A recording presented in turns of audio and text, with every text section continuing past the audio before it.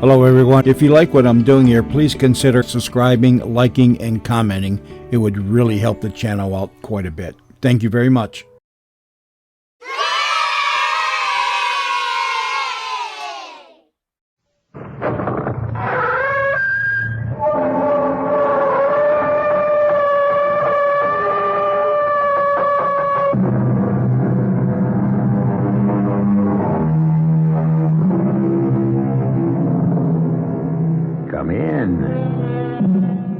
Welcome. I'm E.G. Marshall. Let's say it's a bright summer day with the sky high and blue, and you are half dozing in the shade of a tree out in the country or on your patio. A dense, dark shadow passes over you, and for the briefest moment, you shudder to the marrow of your bones with such intense cold that, for that moment, heart, breathing, feeling, life stops dead. You open your eyes and look up, but there is nothing in the clear sky. Then you will know that over you has passed one of the ghost planes. Our mystery drama, The Ghost Plane, was written especially for the Mystery Theater by Ian Martin and stars Richard Crenna and Janet Waldo. It is sponsored in part by Sign-Off, the Sinus Medicines, and Buick Motor Division. I'll be back shortly with Act One. When you say Budweiser,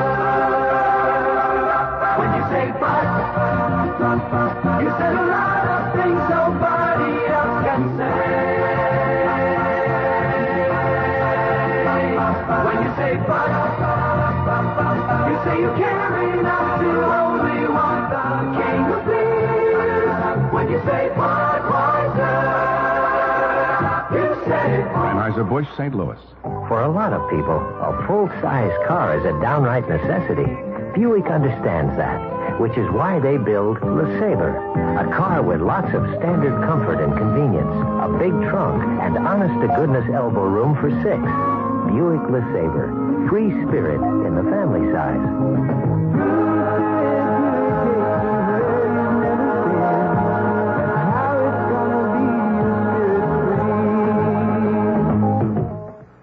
And now, for a change, some good news for the working person. If you don't have a retirement plan where you work, the Emigrant Savings Bank has a nice little tax shelter you can take advantage of. It's their IRA Individual Retirement Account. It lets you deduct up to 15% of your annual earnings, or as much as $1,500 a year, and set it aside in a high-paying IRA plan. The entire amount is tax-free, including the interest it earns until after you retire. In fact, the more you save for retirement under this plan, the less taxes you'll pay each year. So when you finally retire, you'll have a lot more to fall back on than just your Social Security checks. Don't put off saving for your retirement. The longer you wait, the more taxes you'll pay. For information about Emigrant's individual retirement account, drop by any Emigrant office or call the Pension Department, 212-883-5800. They'll help set up your own little tax shelter because Emigrant wants to help. Emigrant Savings Bank, member FDIC. Here's Ralph Flinger, better known as Mr. I Know Where They Are. Ralph, whatever became of Edwin Lowdy, the inventor of the bridge lamp? Oh, yeah, so he's well up in his 90s now, but he still works every day taking chain-link fences apart. A listener would like to know whatever became of a young daredevil named Warner Bromley, who flew a Zeppelin upside down. Yes, he once tried to fly a Zeppelin upside down through the framework of the Eiffel Tower. What's he doing now? He inflates weather balloons for the government. All right, Mr. I Know Where They Are. How about Stuffy Hodgson, Calvin Hoogovan, Jimmy Schwab, Fred Falvey, and Mary Backstage? Oh, they're all to be found in the pages of the new Bob and Ray book, Right If You Get Work, along with Wally Ballou, Tippy the Wonder Dog, and many more fascinating characters. That's Right If You Get Work, the best of Bob and Ray, at your bookstore now. Incidentally, Edwin Lowdy claimed he invented the bridge lamp, but he didn't. Well, he's in his 90s now. I don't see any point in reopening that controversy. Right If You Get Work, the new book by Bob and Ray, is available now at book and department stores, published by Random House.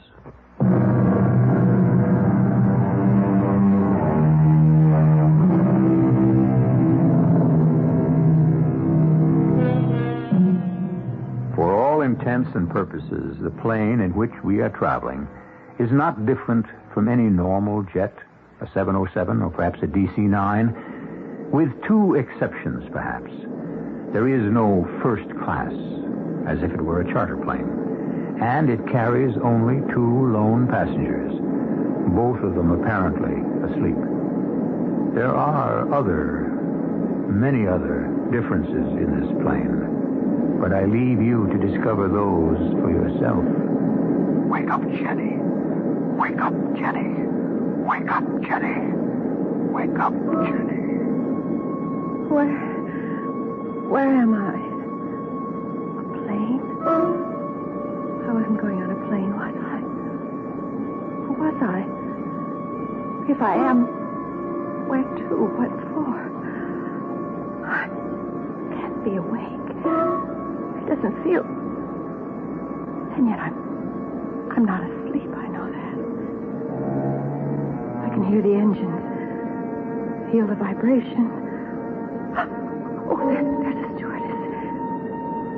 Except she looks so old. I never saw an old stewardess on a plane before. But at least I can ask her. Oh, why did she have to stop by him? I hope they don't talk too long.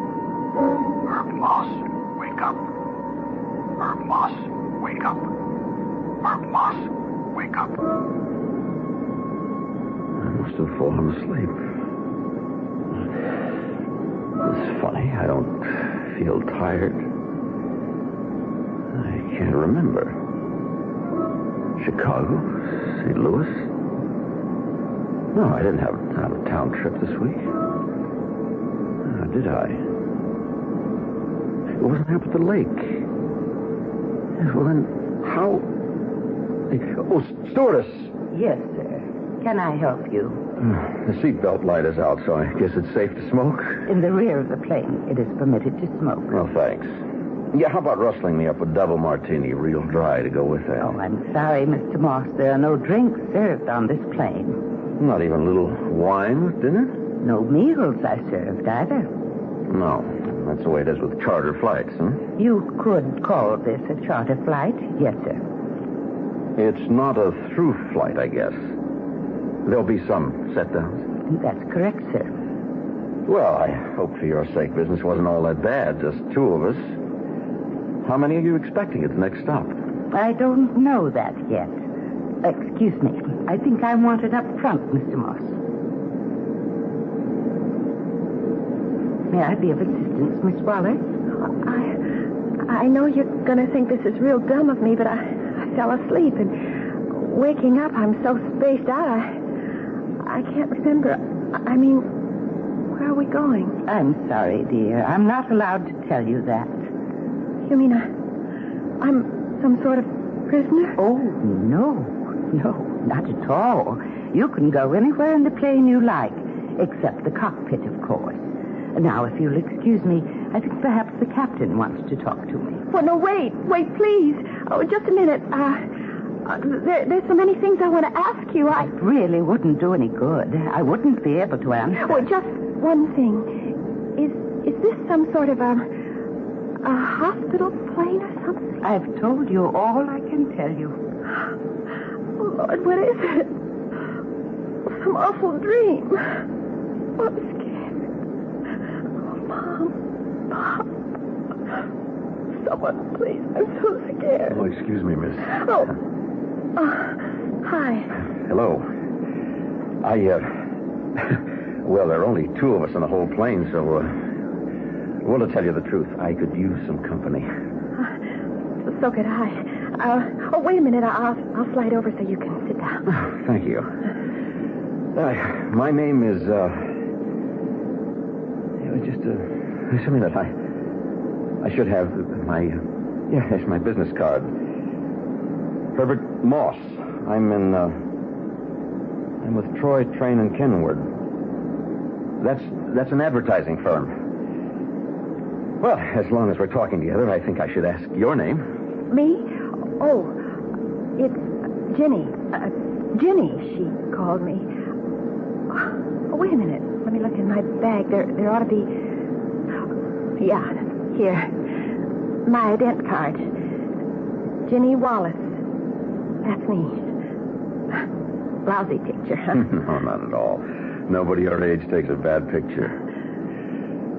You also didn't seem to be sure of your name, Ginny. Ginny, right? But don't look so scared, dear. You have company. Why do you think I went groping for my business card? I wasn't sure of mine either. No kidding. You weren't? Honest? Honest. I'll tell you more than that. I don't know how I got on this plane. Do you? No. I can bet you something else. You probably don't know where this plane is headed for, do you? No, I don't. And the stewardess wouldn't tell me. Or me. Another thing. I've looked through all my pockets and I can't find any carbon copy of my ticket, luggage checks, anything like that. What? I feel so scared. You don't think it's like one of those skyjack things and where the hostage is like, I mean, well, I could figure you, but why me? Skyjack. No, I don't know. It's possible, except... Except what? Well, why don't we know who we are? Remember where we're going. Let's try some questions. Do you have any brothers or sisters? Sure. 2 sisters and a brother. How old are they? Younger than me. Mary's 14, Margaret's 11, and Tommy's only 7. And your mother and father? Pop died a while back. Mom's alive. You live with the family? No, I was going to say I didn't anymore, but well, it's going sort of blank again. All right, now let's not push it. Or you. All right, let's think about me. Well, we know you work at an advertising agency. What do you do there? I'm an account executive, vice president in charge of Magnum Brands. Well, I bet you live outside the city and travel in commuter trains with bar cars and all like that. And I bet you're married, right? With kids near my age? Yes. Brian's at college already, and Adrienne is... Yes, of course I'm married, and I live in Greenridge. Hey, wait a minute. There's a picture of the kids a couple of years ago, and it's my wife, Nina. Here's some other pictures of the kids. And that's the house. And this one, too. Oh, beautiful. Oh, whoops, oh, you dropped one. Who's this? Oh, that's my secretary, Barbara. Oh, good Lord. What is it, Mr. Moss? Well, nothing. No, it's nothing. I forgot to leave her some instructions about a meeting. What day is this? I don't know. I don't even know the date. I have a feeling it's terribly important for us to know just what this day means. To both of us. Oh. Jenny, what is it? Oh, just the way you said it. You gave me goosebumps all over. I know the feeling. I don't like anything about this. Look, on a plane like this, there should be more than one hostess. I'm going up front to get some information about where this plane is going. Why don't you go aft and see if there isn't another hostess in the galley? You mean like in the back? Yes, I'm going to check the pilot. Okay, Mr. Moss. Pilot? Pilot or somebody. I want to talk to you. I command that you open this door. This is your captain. Will all passengers please notice that the no smoking lights are on and that seat belts be fastened. Please resume your seats immediately. We are preparing to land. Passengers will resume their seats immediately and buckle their seat belts.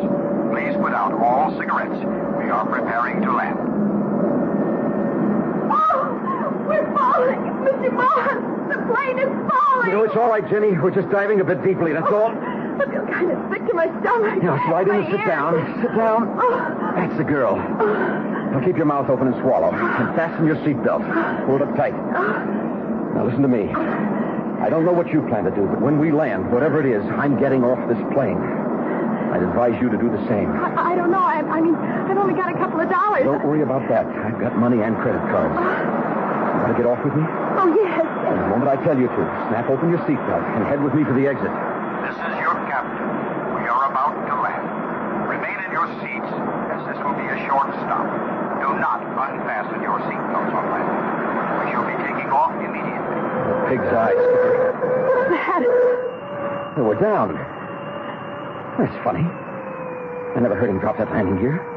Are we all right? Now, as soon as we come to a halt, snap open your seatbelt and follow me. Yes, Mr. Moss. Okay, now. I can't. The buckle won't open. As soon as I get mine. Oh, damn. Oh, I knew something was up. I sure would like to know what the devil is going on. What is it, Mr. Moss? These damn belts are gimmicked somehow. We're trapped in our seats. Whoever they are, they're not going to let us get off. Who are they? I don't know, Jenny. I'm afraid even to think.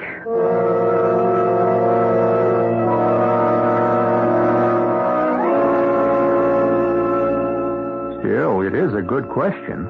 Who are they? Where is this strange plane headed with its cargo of only 2 passengers? Why is the hostess an elderly woman? And what is the rest of the crew like? And why have they stopped at, wherever they have stopped? And who else or what else is coming aboard? I'll return shortly with Act 2. This is veteran broadcaster Wally Ballou chatting with some of the wise folks who are taking advantage of General Electric's Happy Birthday America celebration going on right now at participating GE dealers. Sir? How do you do, Mr. Blue? It's a pleasure to talk with you. Thank you. I might say you look much older and smaller in person than you do on TV. Could I have your name, please?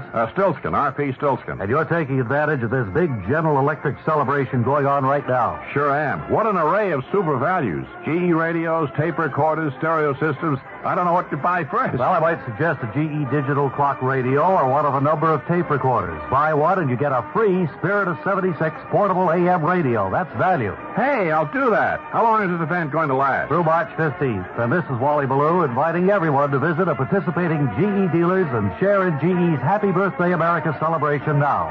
I didn't ask you what you do for a living, Mr. Stiltskin. I spend gold into subway tokens. Now let's pick up some of that bad music. My name is Tom Carvel. I'm sitting here with a graduate of Carvel Ice Cream College. What is your name, please? Louise Barnhart. Louise, you are the owner of a Carvel store? Yes. Where is it located? Margate, Florida. Okay. If I were a consumer, what could you tell me about Carvel Ice Cream as compared to any of your competitors? Well, I don't think you can compare Carvel with any other ice cream. Because actually, it's the only ice cream that's freshly made daily in all the stores. How about the weight of it?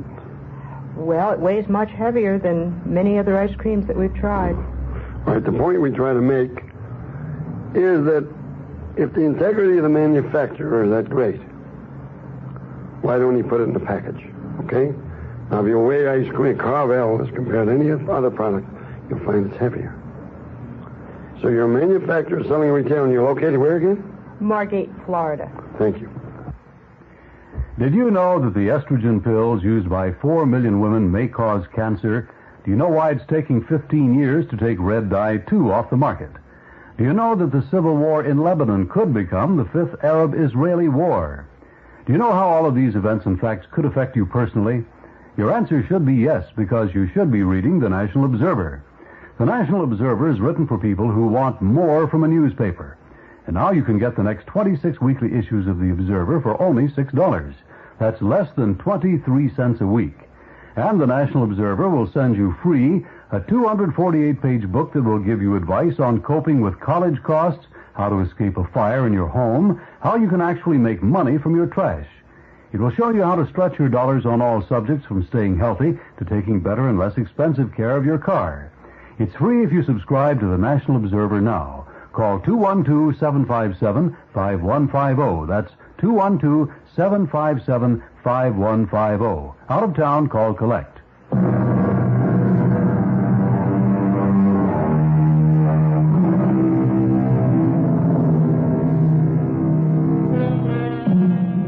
The strange plane plane rests on the ground, its engines idling easily, and nothing happens. In their seats, Ginny Wallace and Herb Ross have given up struggling with the seat belts, which refuse to unclasp, pinning them helplessly in their seats. The cockpit door remains closed.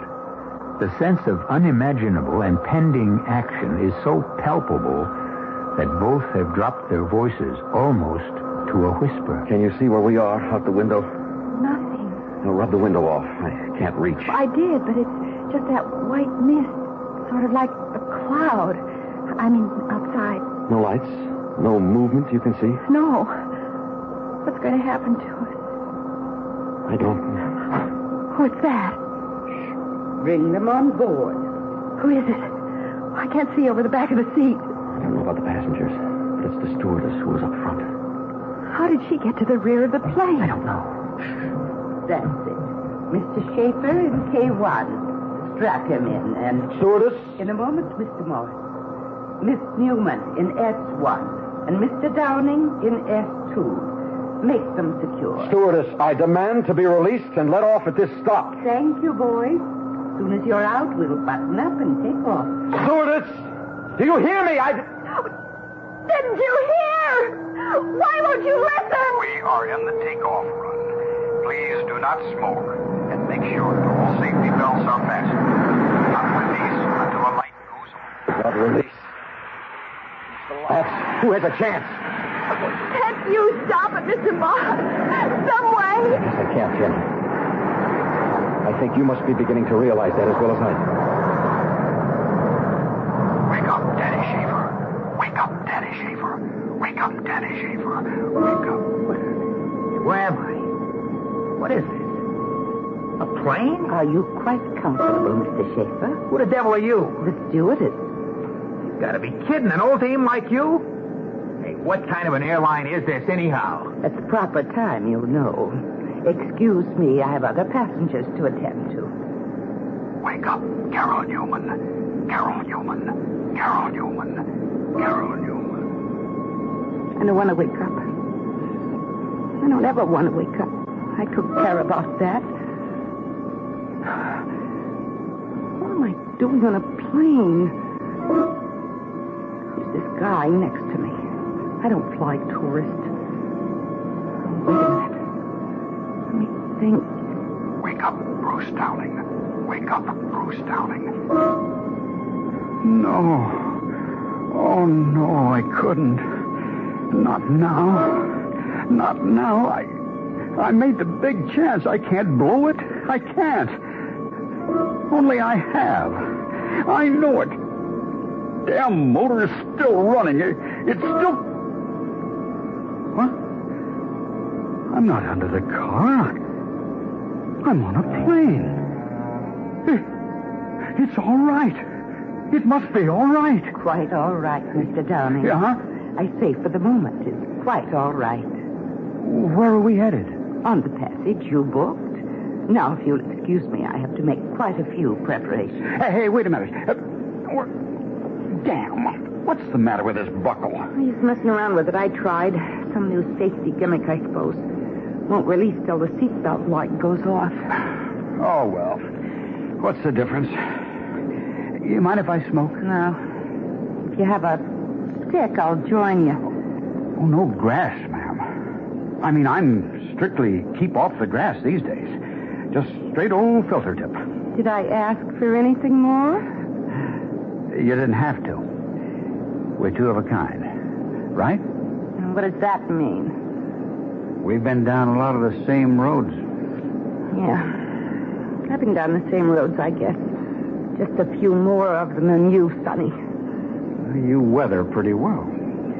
And a couple of years doesn't give you any right to that Sonny. You can call me Bruce. Bruce will do. I'm Carol. I've got a case of the who the hell am I, how did I get here blues, too. I was hoping you could clue me in. About what, for example? This flight. Where we're going. How I got here. You think I'd be much help? You notice what I'm wearing? Yeah. It's nice. Sort of. Yeah, I see what you mean. No use asking you if you've got a ticket. Scarcely. In a negligee, you can pretty well tell everything I've got. I get a blanket from the hostess. Do you have a ticket? Not that I can find. And you have no idea how or why you're here? No. Well, kind of hazy. But no. Oh, damn. If we could only get out of these seat belts. What for? You see that couple sitting down front? The older man and the chick in the jeans? Yeah. I've got a crazy notion they were already on the plane before it landed. Or anyway, before it picked us up. Maybe they have some answers. What about the mean-looking kid with the frizzy up ahead? One with a knife he's trying to cut the belt with. I don't think I want to tangle with that character. He's riding the edge of something. This is your captain. We have now reached our cruising altitude. And for a brief period, till our next stop, we suggest you loosen your seatbelts if you so desire, and stretch out a little. Smoking is permitted in the rear half of the plane. Mr. Moss, Yes, Jenny? what did you mean about me beginning to realize what's happening as well as you do? Aren't you beginning to remember things? I'm not sure. It's like a bad dream. Things that couldn't really happen have happened to me, only... And the worst of all is... I don't know how to say it. How to explain You don't have to, Jenny. I know. I feel the same way. Sooner or later, we're going to have to face it. No. Jenny, my poor, dear little girl. Excuse me for breaking up the love scene, but I'm looking for a couple of answers, man. There's no smoking in this section of the plane. You gotta be putting me on, man. There's 5 of us here. That's all there are. Who cares? Them other 2 are lit up. In the proper section. And the lady beside me doesn't smoke. Oh, you mean love child here? Don't let her give you no runaround, Dad. She not only smokes, turns on, but she's a user, I can tell. Put that cigarette out, punk, or I'll run you aft and stick your head down one of the bowls. Tough guy, huh? Still feel so tough? A knife! Oh, Mr. Moss! Take it easy, Jenny. I don't think he wants to try to use it. It's just supposed to scare me and try to prove what a big man he is. Hey, now, don't ever kid yourself. I got nothing to lose. Now, let's answer me a couple of questions. Such as? Where's this plane headed for? I don't know. Now, don't give me that. You were here before we got up. Before... Or however we got here, you must know something. Don't you know why you're here? Hey, man, would I be asking you if I did? Hold it. What do you 2 want? The same thing you do, apparently. Information. Our seatbelts. Mr. Moss, we can loosen them now. Yes, Jenny. I already have. Come on. Let's start cluing us in. What is this, a prison ship or something? And why would you think that? Will you lay out... Hey, what's the idea to get up you're wearing? I don't know. It's what I had on when I woke up here on the plane. You mean you 2 were shacking up and he brought you aboard in your fancy nightshirt? No, there? she doesn't mean that. The first time I met this lady was on this plane. I don't even know how I got here myself. And why don't you put that knife away? And why don't you cool it? I ain't letting this out of my hand till I get a slant on what this whole gig is, see? My name is Herbert Moss. This is Ginny Wallace. Who cares about names? We should get acquainted since we're all in the same fix. Well, all right. I'm Danny. Danny... I don't know. Somebody must have slipped me a Mickey or something before I got carted on here. I can't think. Jenny and I had trouble remembering who we were. How about you 2? A kind of a voice whispered my name to me. Yeah, me too. That's how I knew my name. Yeah, right on. Same with me. Like I was coming to. Wake up, Danny. Yeah, the old bag in the uniform. She said, Schaefer. That's it. Danny Schaefer. Downing. Yeah, Bruce Downing. That's me. And the voice said Carol Newman. Newman! Oh, well, great. Now we're all buddies, okay? But look, I'm asking you, Dad, what's going on? What do you know? I told you nothing. Don't give me that. I heard you say something to the love chick here when I came up. Something about face it. Face what? Doesn't anybody know? Or guess? It's all just bits, pieces, things that won't go together. I can't remember it straight. Yeah, it's like that for me, too. Mr. Downing? Yeah. That's about the size of it. One thing I do... it doesn't tie in right away. How about you, Dad? Well, I'm beginning to remember a lot more than I want to. All right, now what does that mean? Now, answer me a question first. Do you remember anything? Yeah. I remember plenty. I've held up stores, run numbers, lifted, hoisted cars, you name it, ever since I was 14 years old. But only to put something in my stomach. The last thing I do remember is I finally went for the big one. Murder one. I was robbing a store and a cop tried to jump me, and before I could think, I had the shiv in him and I knew he'd bought it. So that's to clear the air. I don't really care about none of the rest of you. All I want to know is what am I doing in this bleeping plane, and where are we headed, and how do we get off of here? And this time I expect an answer, Dad. Because I think you know.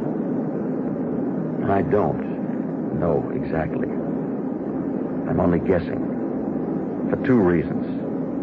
Spill them. First, you all heard Danny. He's done plenty to be ashamed of, even if he wouldn't admit it. I think the first part of that statement is what all of us have in common. We're all deeply ashamed of something, or things we've done. That's number one. What would I be ashamed of? Or me? I didn't do anything wrong. Shut up! What's the other thing we got in common? Take a look at your windbreaker, Danny. Yeah, what about it? There's a hole in the front. So what? Unzip it. Look at your shirt underneath. Or pull up your shirt and look at your chest. Hey, come on. What are you trying to prove? I'm trying to answer your questions for you. And for all of us. Okay. Hey. Oh, blood. What happened? I'm guessing that police officer you knifed had a partner and that he shot you. Right through the heart. I got a hole in my chest. Big slug, at least a 38. A hit like that, I must be... Oh, no, I can't be. I'm afraid you are, Danny. I'm afraid all of us are. You mean we're dead? This is your captain. Will you please be sure that you are seated and have fastened your seatbelts? Please extinguish all cigarettes. We are coming in for a landing now. Thank you. Better fasten up, everyone. What for? Not me. I'm getting off this plane when it lands, understand? They won't allow you to. You might as well follow orders. If he increases the pitch anymore, you'll be rolling all over the floor. You could break your neck. What difference does it make if I'm dead? I don't know that for sure. I'm only guessing because I think I remember that I am dead.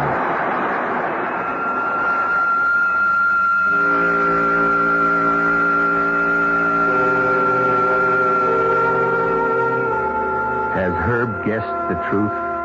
And if he has, what are the passengers who ride this strange plane headed for at this next landing? That is, supposing the pilot can pull the plane out of the screaming dive that has sent Dan scrambling for a seat and, for the moment, the welcome restraint of the seatbelt. I'll be back in a moment with Act 3. When you say but, you've said a lot of things nobody else can say. A lot of things, like a taste, smoothness, and a drinkability you'll find in no other beer at any price. A taste, a smoothness, and a drinkability that say, this beer, Budweiser, is the king of beers. When you say Budweiser, you've said it all. Anheuser-Busch, St. Louis. You've worked hard to get where you are, and now would be a very good time to give yourself a little pat on the back in the form of Buick Electra, a car filled with room, luxury, comfort, the perfect place for you and your free spirit to get together. Buick Electra. Think of it as recognition for a job well done.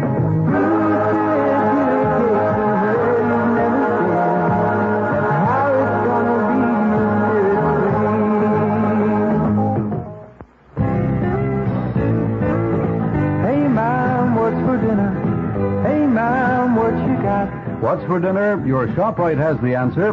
Grade A oven-ready turkeys, toms or hens, 10 to 22 pounds, just 47 cents a pound. It's a low-calorie and nutritious meal at a great price. Check the ShopRite meat case for a lot more savings. Get your vitamin C with sun-kissed navel oranges, the large 88 size, 10 for 79 cents, or ShopRite frozen orange juice, the 16-ounce can, just 49 cents. There's a lot more for a little less at your ShopRite. She loves the family. She wants the best. She does all that she can do. She lets ShopRite do the rest. Hey, Ma, what's for dinner? ShopRite has the answer.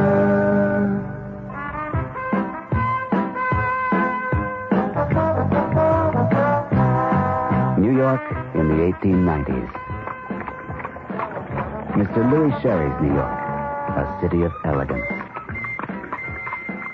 If J.P. Morgan wanted to dine in the style to which he was accustomed, he'd go to Mr. Louis Sherry's celebrated restaurant. Good evening, sir. The highlight of dinner at Sherry's was the ice cream dessert. Louis Sherry's ice cream still has that old-fashioned flavor, yet none of today's additives. It's made only from real cream, milk, pure cane sugar, egg yolks, natural flavor, no artificial anything. You'll see that we haven't lost our taste for old-fashioned elegance. Mr. Louis Sherry's ice cream, the natural flavor of the 1890s in the 1970s.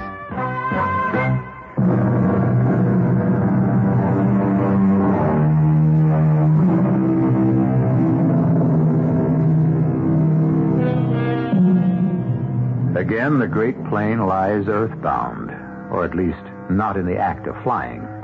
Again, swirling mists mask whatever may lie outside the cabin where 5 people sit imprisoned now. And again, the motherly but elusive stewardess superintends the boarding of new passengers. This time, only one, who is seated in the very rear. And now, with his arrival, there is a new surprise. Ladies and gentlemen, may I have your attention, please? Hey, look, I want to talk to you. I want to get off. Please, quiet. Help us, we want to get off. Be quiet and listen to me, please. I have something to explain. This will be the last stop before your destination. The passenger who has just come on board is the Reverend Dr. Pell. He will join you as soon as you are airborne. I will not be with you for the rest of the flight. May I wish you all goodbye and good luck.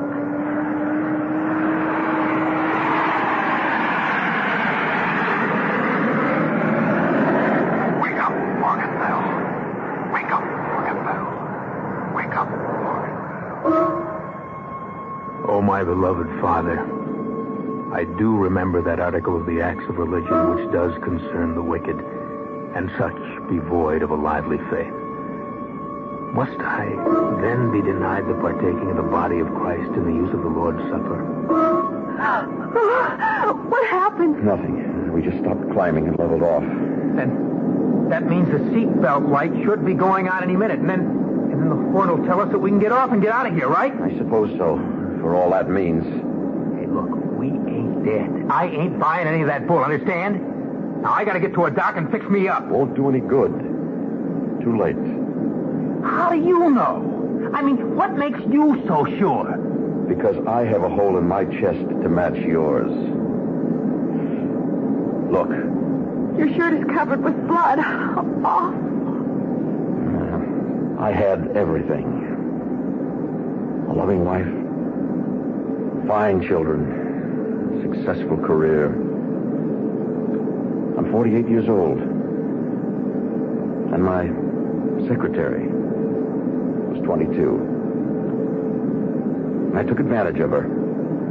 Made her my mistress. Promised her a marriage I knew I had no intention of going through with. I was just leaving her apartment when the young man she should have married, emotionally insane, shot me. The last thing I remember was the bullet tearing into my chest. And then the blackness. That's why I know I am dead and why I am on this plane. Why all of us are. Why? Why me? He said it before. We all have something to be ashamed of. What was your scene, man? Mention anything an actor can do to claw his way to the top, and I've tried it. I won't embarrass little Jenny by naming him. I wouldn't want to hurt a lady's feelings. I once thought I had talent as a designer, but I had another talent that men were more interested in. It was worth quite a lot of money, I found. It was after I'd been married and my husband walked out on me when I had a kid. I'm not excusing myself, but I did have to bring up my baby until she died. And by that time, as you can see, I wasn't all that young anymore, so much in demand, and what was there left to live for? I had uppers, downers, everything, so instead of my usual 2 before going to bed alone, I emptied the bottle. Excuse the hearts and flowers. But it seems to be let's take our hair down time. But I thought you'd broken out of the trap. I had. At the expense of my best friend. Yahoo! An actor friend who was playing the part in Uranus, who got me the job as understudy. His first break, too. I slipped him a Mickey before the opening night performance. That's how I went on and got all the reviews. I thought I was a big star already, had it made. Bought myself a sports job and became a party boy. Invited now instead of hired. I turned that car upside down trying to make a right-angle curve at 90. Damn right I'm dead, and I know it. And maybe I'm glad. I killed my baby. I deserve to die. Hush, Jenny. Jenny, hush. Has it been that bad? I loved him so. I wanted to be married. But Mom wouldn't give her consent. She thought he was too old for me. I thought if I was having his baby, Mom would have to agree about marriage. I waited till after 3 months. And I told her. Only he walked out on me. And it was too late. Too late for the hospitals to take care of me. So I didn't want his baby anymore. And I went to not even a doctor. Oh, it was murder. I deserve to die. We all do. And Mr. Moss is right. That's why we're here. And that's where we're all going. Straight to hell. Oh, no. No, sir, not me. Yeah, what do you think you're going to do? I've been looking. The door to the cockpit is open. The shiv's enough. I'm going in there and skyjack this plane. I'm going to make that pilot turn back. The belts are open. Come on, Bruce. We better get him. What, do you think there's a chance? I don't want that crazy kid to... What is it, Danny? Danny, what's the matter? There's no one in there. No one. There's no one flying the plane. Good Lord. I'm afraid not, Miss Newman. Not yours or any of ours. What do you mean, Father? I I'm not a father. But you're still a minister. You could help us. I wish I could, my dear. I wish that with all my heart, but you see, I am one of you. I've been listening to all of you, and I know now that's why I'm here. I no longer have any right to the name of a minister. What brought you here to join us, sir? The greatest sin of all. I renounced my God. I spent the last 4 years in Vietnam. I saw such suffering and misery without reason that... But I was too busy then to think of the scars it left on the mind. It was only returning to the United States, wanting to pray for those poor people I'd known and for the agony of our country and all the world that suddenly I found there were no more words. There was no more belief. Everything had been wrung from me. And my faith was gone. How did you die? By God's hand. I was passing a crowd, lost in my own thoughts and the struggle in my mind, and a policeman came to me and said there was a boy on a ledge, threatening to kill himself unless they found him a minister. I went up to that high place and out on that ledge, and I asked him to come in. And he said to me, "Father, why should I come back to a world where there is no God? Tell me, convince me that there is one, and I will come in." Where were the words of comfort that can only be spoken from the soul? I, who had picked this mission to devote my life to, had none to offer. And the blackness hit me. I felt myself reeling, and like Lucifer, I fell headlong into eternal damnation. I wonder whose is the greatest sin. And does it matter after all? I'd guess that religion has touched me less than any one of you. But I still have hope. Hey, man, what are you talking about? You're the one put the whammy on us from the beginning. You're the one first put us all behind the 8 ball. Whatever all of us did, we were human. Human, born to make mistakes. Big or little. If we didn't, we'd be God. Or gods. Each of us carries our private hell within us. I cannot conceive of anything beyond that as punishment.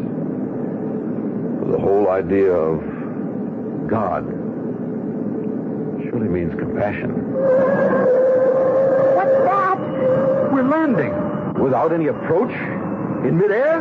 What does it mean? Hey, help me. Hey, knock it off, Danny. Hey, ain't you scared? Sure. But not so much after what Mr. Moss said. Plane's coming to a halt. Bruce, you said we were two of a kind. Yeah. Then can I hang on to you? I'm terrified. Sit down, everyone. Let's not waste time. Who are you? Traffic control, of course. Are we in hell? Not yet. May I ask where we are? This is sort of a halfway station. We have your dossiers. You have all made mistakes of greater or lesser value. That's neither here nor there. You have reached what is usually called the point of no return. That is, the point on a journey where you are exactly halfway. And so you have a choice. Do you wish to continue, or would you like to go back to where you were before the moment of finite death? You mean we are not condemned everlastingly? No one has judged you as yet but yourselves. None of you returns to face an easy life, but if you want to, you may. You mean there is a God who offers us a second chance? Of course. Everyone deserves that, don't you think?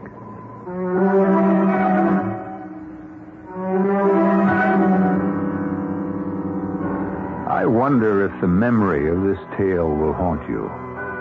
And if, perhaps, as it does, that mistake, that hurtful or even vicious action you may have taken may give you a moment's pause to reconsider and perhaps to try to repair the damage. For all of us, there is a second chance. At least once. I'll be back shortly.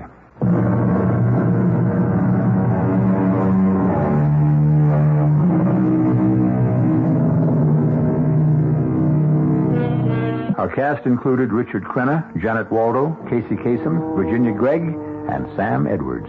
The entire production was under the direction of Hyman Brown. Radio Mystery Theater was sponsored in part by Anheuser-Busch Incorporated, Brewers of Budweiser, and General Electric. This is E.G. Marshall inviting you to return to our Mystery Theater for another adventure in the macabre.